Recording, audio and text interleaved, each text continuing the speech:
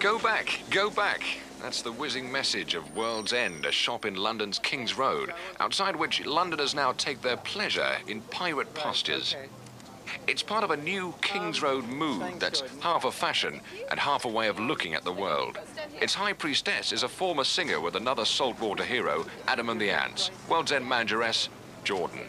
Well, I just think that in a time of sort of economical depression at this moment, with people like Margaret Thatcher who put such a great downer on people, that the inclination is for people to look rich and look healthy and look up.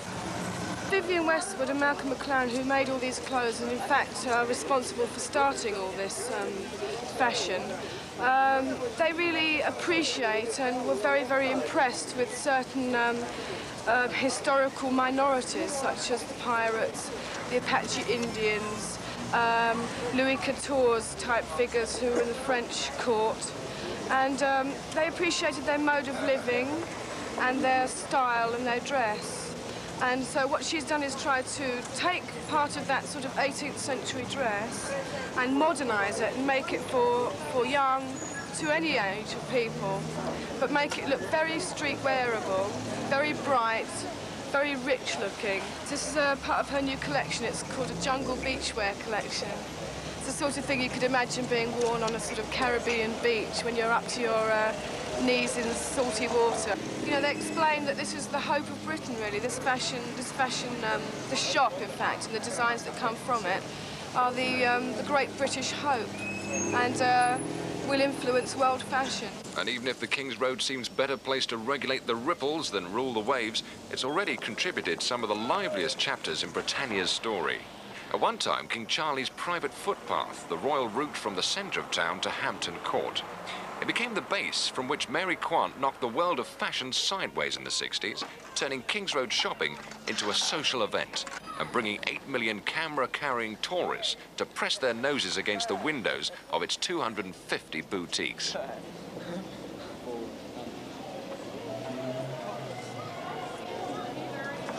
Two visitors who stayed to become photojournalists, recording the latest King's Road phenomenon, the posers, are Ted Bolhumus and Lynn Proctor. We bought the camera about 18 months, 2 years ago, and since then we've been taking photographs. First of all in clubs when we're doing a gossip column, and then expanding out. At the moment what we really like is taking photos down the King's Road, where everyone goes to promenade, display what they're wearing. It's this great parade. Posing is really where it's at, and you need a place to do it. You go down to the King's Road and you pose, or you go out to clubs and you pose. The idea of having a camera is really central to this whole thing. People take pictures of each other, taking pictures of each other, and it just goes on and on. It's also about having a lot of fun, that you can dress up and wear what you want to. The kids walk up and down the King's Road on a Saturday, bump into people, look at what's there, look in the shops, buy clothes, but put that together with their own ideas and come up with their own fantasy and their own character they'd really love to play. It's like a fancy dress ball where you really can choose any character you want to.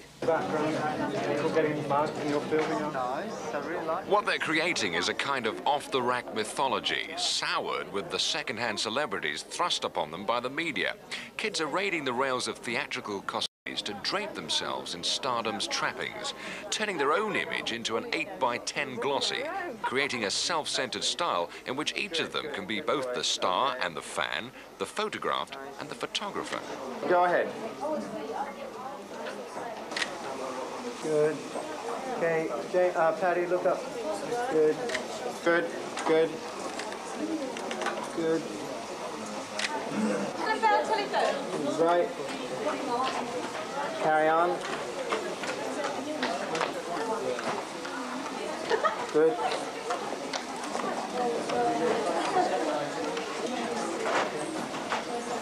Fine. Okay, who else have we got here? Beautiful. The sightseers and the sights have become a reflection of each other.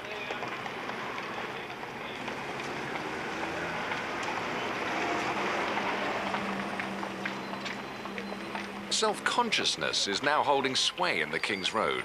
Every passer-by an audience, every audience waiting its turn to enter centre stage.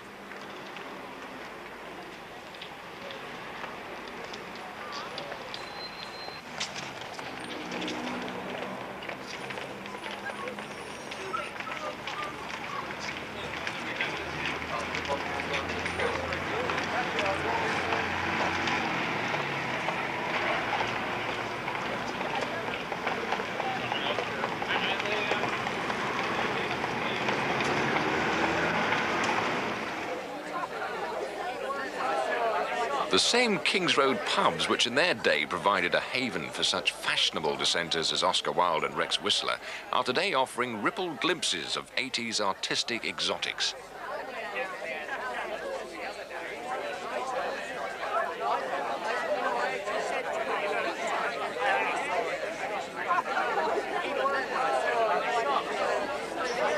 Sidelights on them are also provided by another of their champions, clothes designer Colin McFarlane. I personally think that most fashion doesn't really begin with a designer. I think it really begins with the customer. Generally, I think it's street fashion that causes commercial fashion to happen. The kids wear fashion and they also look for a certain type of fashion, a certain feeling, and they come to shops like this looking for it.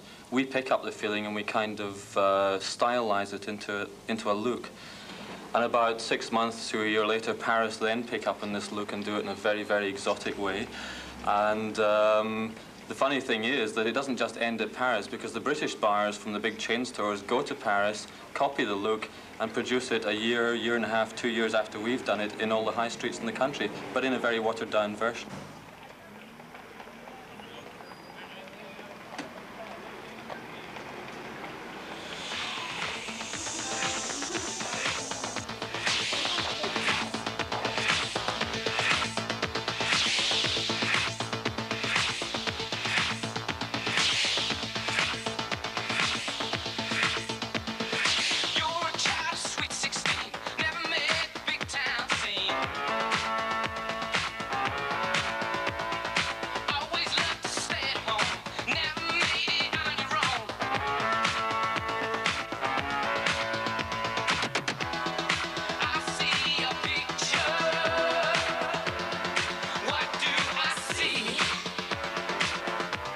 There is this thing called the New Romantics, which is definitely the new look. The funny thing about it is this was definitely not created by any fashion designer. It wasn't even created by people really with money. It came out of the East End of London, which is a fairly poor area. A lot of the people were out of work, and yet out of old clothes, things from charity shops and things that they got handed down from their grandmothers, they created a complete new look, a sort of historical, romantic look. And now it's the big thing in the street, and very soon it's going to be the big thing all over the world.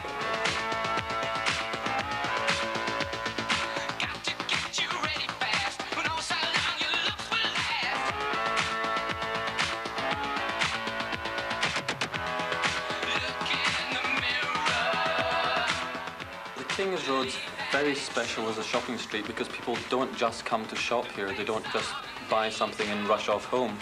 People come here, buy the clothes, and they actually wear them in the street. And as people say, it's the longest catwalk in the world. Any Saturday afternoon, there's a continuous fashion show going on up and down the street. I think the King's Road will live forever.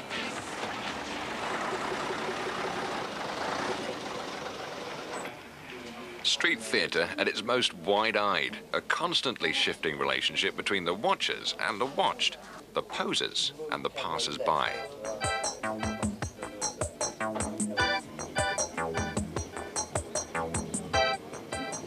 The reassurance that people can behave like window dummies and window dummies behave like people.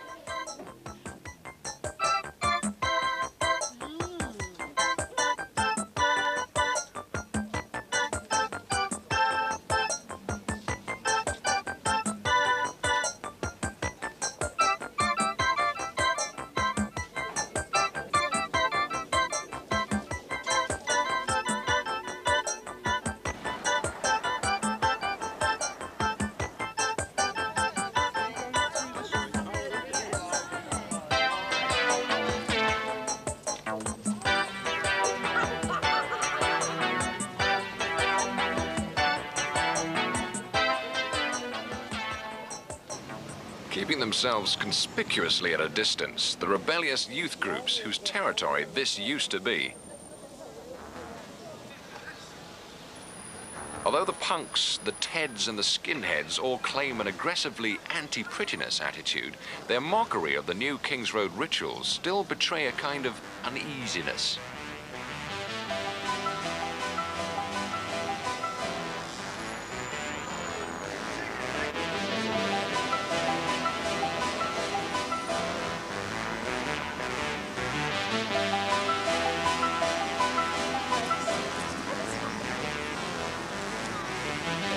Can you do it again without damaging the lady?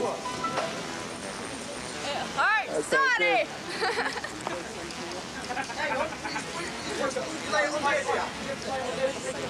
Disgusting. You've got black underwear on, haven't you? Give the man a banana. He got the necrochet. He's got white. It's like black and white minstrels. Get off of my mother's grave! Get off! One of the most cherished posing posts in the King's Road is outside the shop called Boy. Because this is where camera wielders from the great outside world will sometimes press coins of the realm into the palms of those natives willing to take up photogenic postures in their hand-wrought finery. Language, Ollie. Language, please. Yes. Thank you. Can I have some colour film, please? Sorry, you never got it. Hang on a minute. Are you making much money getting a picture taken? No, people just run past. No, thank you. Hello. No, thanks. You're blocking the street with your filming, all right? So, we'll go inside. You'll go inside, all right? You got the fever, you're gonna crash. You're talking business, you're talking trash. You got the answers, you work it out. We'll change the world, we'll turn it round. Don't make me laugh, don't make me cry. Inside Boy, they're still holding out for the pre-romantic trade. No flounces or frills here. Oh, look at what you're doing. Look what you're doing. Don't wanna eat, don't wanna cheat, don't wanna lose, don't wanna cruise, don't wanna dance, don't want romance, don't want romance, don't want romance. I was on the dole with over 1 million. You know it takes its toll. It's sink or swim, man. Frustration. You take The only concession here to self-ornament being the changing faces of T-shirt heroes. Don't make sound. Don't make a sound. Poser's Paradise is located here.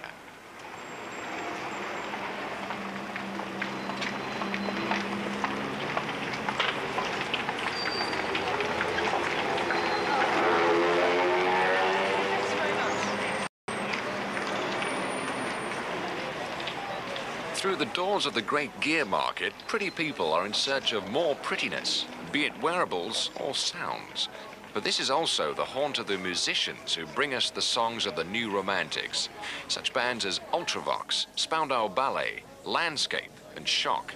A regular customer is record producer Richard Burgess. I produced Spandau Ballet, and I also produced a single called Angel Face for the group Shock. Basically, in my productions and in Landscape's music, I'm trying to make music that is dance music. It's enjoyable to go out to have a good time to, that is indigenous to England and to Europe, because previously all of our dance music's come from America. And I love American music, but it's right that we should produce music of our own. It's right that we should produce clothes of our own. It's right that we should produce looks of our own. And that basically is what I'm trying to say through my music. And I think that is what this is all about, really. It's what the King's Road's all about. It's about having some originality, some innovation, and manifesting your own individuality through the way you look and the way you know, through everything you do, through your music, through whatever you do.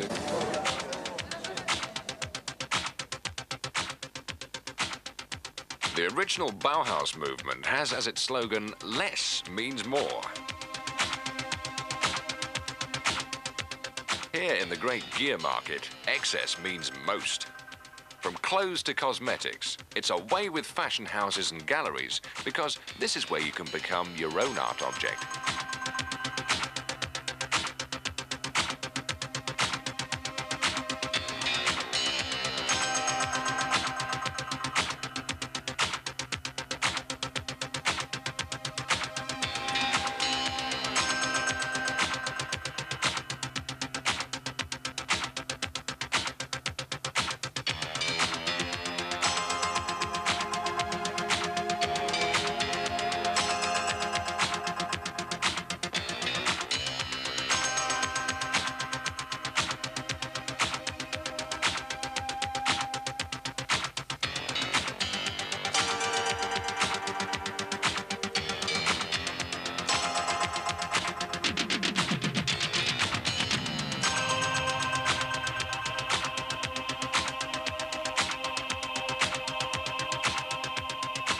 market has two centres for hanging out and exchanging information.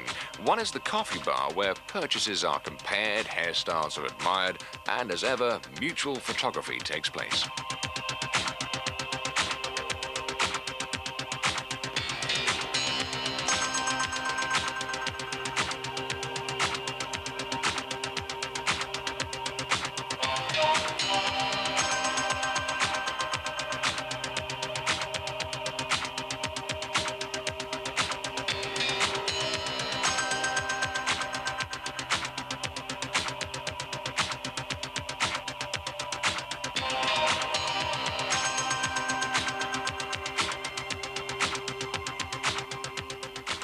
But it's here, to Rusty's record cage, that every Bowie lookalike must come to ask Saturday's most important question: where's it at tonight?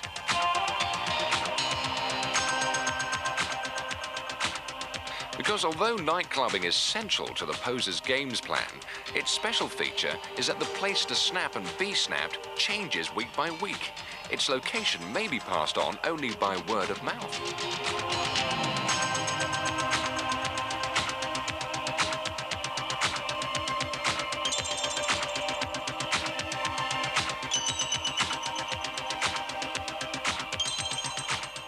So as evening grows, the glam rock gets louder and the questions more eager.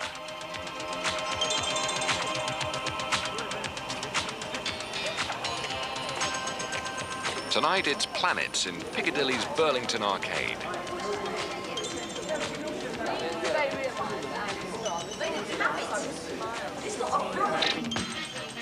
As with all poser nightclubbing venues, admission is by exquisite appearance only.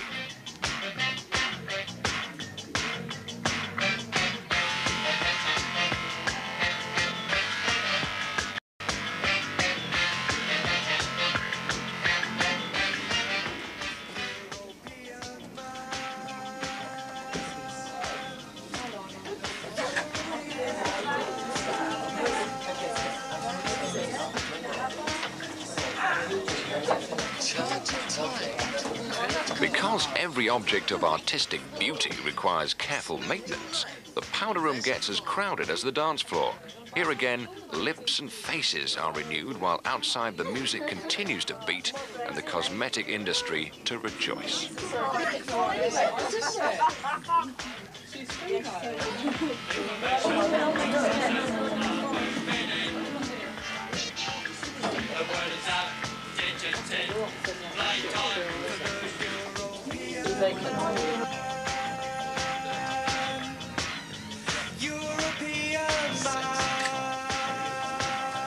When the fellas leave the floor, it's a different picture, but not very different.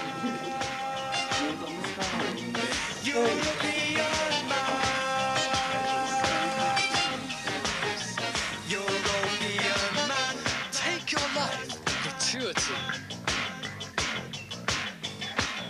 Spend it all, luxury. More emphasis seems to be placed on the eyes, more in the way of friendly advice. Do you have a pen? Eyeliner, mascara. A bit of blood. Aaron's got some mascara. Who?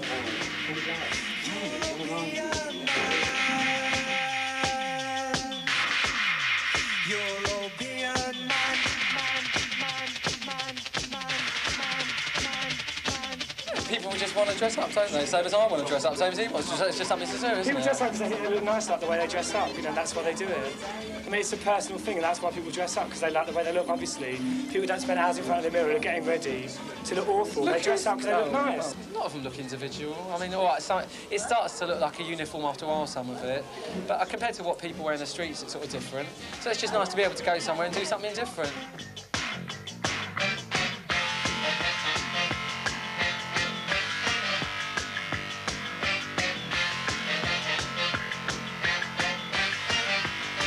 Being different is also a question of feeling alien. In this world of personal glamour, even a robot has a role to play.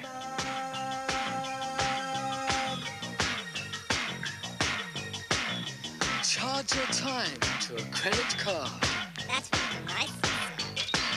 Spend your life on a leisure farm. There's no more work, only play. Micro-brain is here to stay. Information processors are moving in. The word is out, digits in. Playtime for the European man. European man. European man. European man. European man. Take your life, gratuity. Spend it all on luxury. So, as long as the camera can point its lens your way, it's everyone to his own pose. While there's a group of Kings Road kids prepared to devote what little money they have to filling a dance floor with frill fops and Greek gods and part-time pirates, then perhaps posing inhabitants of a hard-hit city can lay some claim to that new romantic word, hope. European man.